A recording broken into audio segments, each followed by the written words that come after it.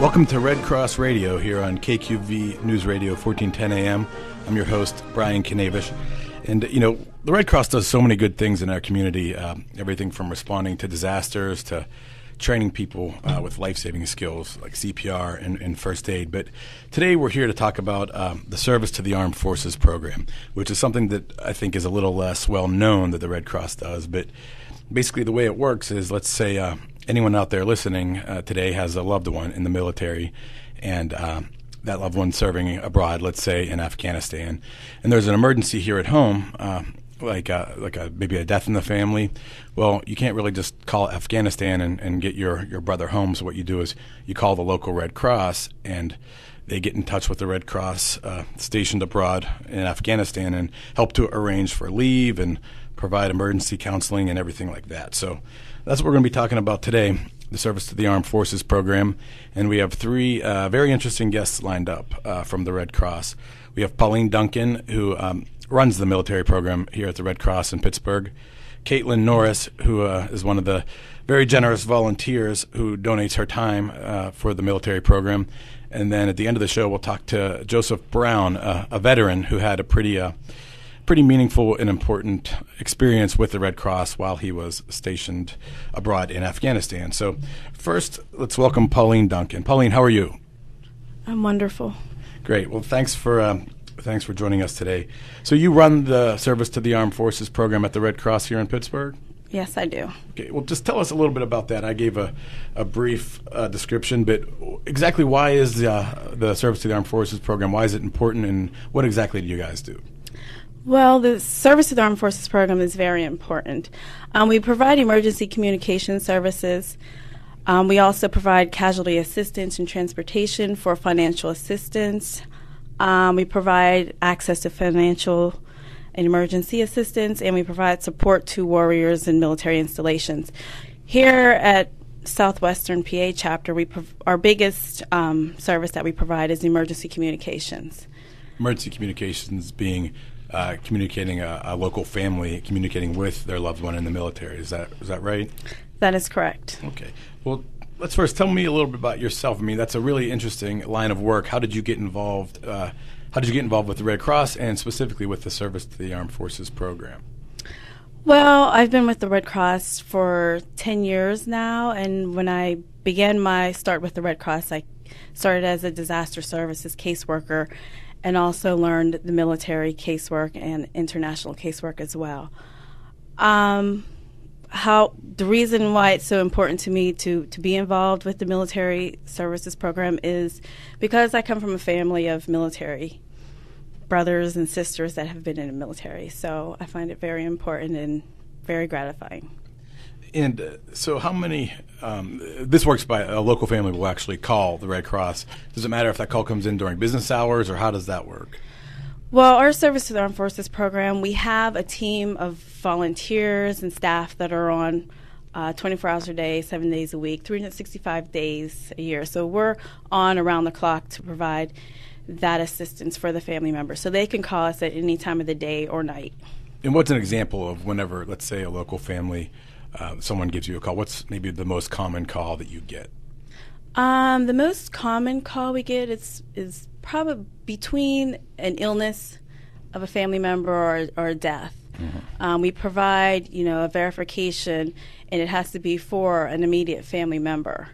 So mother, father, brother, sister, and grandparents is the most calls that we get for an illness or so you'll get a call from someone here in Pittsburgh or anywhere in southwestern Pennsylvania with information about a death of a parent of the military, of the person in the military, and then what happens from there? Well, they call us, and we will do an intake form, ask for the service person's information, where they're stationed. Once we get that information, we will get the caller's information. We ask also who this situation is pertaining to with the immediate family member, and we will also call the hospital or call the funeral home to verify that situation.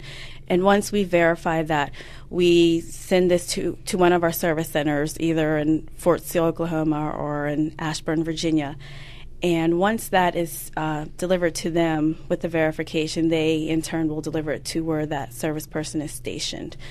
We have staff that is deployed overseas to kind of receive that message and deliver it as well. So there's Red Cross personnel with every U.S. military installation in the world, correct? Yes, there is. So it doesn't matter where your loved one is stationed with the military, you can reach them during a time of a family emergency thanks to the work you guys do at the Red Cross. So how many of these calls, how often do these calls come in? Do you have a number for maybe per month or here at the Southwestern Pennsylvania chapter? We average 70 to 75 calls a month. Wow. Yeah, so we're pretty busy. Well, and that I'm sure creates a big workload for you, Pauline. Yes, it does. And one of the things I wanted to mention is that although we do provide that verification, we do not make the leave decision. We provide that for the military, and they solely make the decision if that service person gets leave or not. We just provide the verification. That makes sense. And I guess the verification then is pretty important because it ensures the military then that this is a legitimate emergency, a legitimate birth, or a legitimate death. I'm sure it's unfortunate to think, but there might be some folks who would take advantage of a situation like that to get a leave just to get a free vacation. But the Red Cross actually provides that verification to make sure it is a legitimate emergency. Is that kind of the idea behind the verification? That is correct, and they look to us to be that source. They have other things to focus on, and to be able to verify every situation around the world or in the United States would be difficult. So the Red Cross is definitely called upon to provide that. Right. And so how big of a staff do you have to handle this? Staff, volunteers, throughout the Red Cross here in Pittsburgh or in southwestern Pennsylvania that actually help you handle and field these calls? We currently have a staff of volunteers. I think we're at like 15. 15. Yes. So would you, is that something you guys are looking for more volunteers who would be interested in coming in and helping out with this sort of thing? We're always looking for volunteers. All right. So can they just visit your website then, swpa.redcross.org? Is that the best way someone can get more information about volunteering? That is, or they may call our main number. Okay. And I have that down as 412-263-3100. Yes. Well, Pauline, I wanted to tell you thanks for joining us today on Red Cross Radio here on KQV News Radio, 1410 AM. Appreciate that, and it sounds like you guys do a lot of great work for the community. Thank you. Sure. We're going to take a quick break, and then we'll be back to talk a little bit more about the Service to the Armed Forces program that is brought to you by the American Red Cross here in southwestern Pennsylvania. Hi, I'm Amy Grant. When it comes to supporting our military, the American Red Cross is proud to serve those who serve us. When emergencies happen, the Red Cross helps connect service members with their families.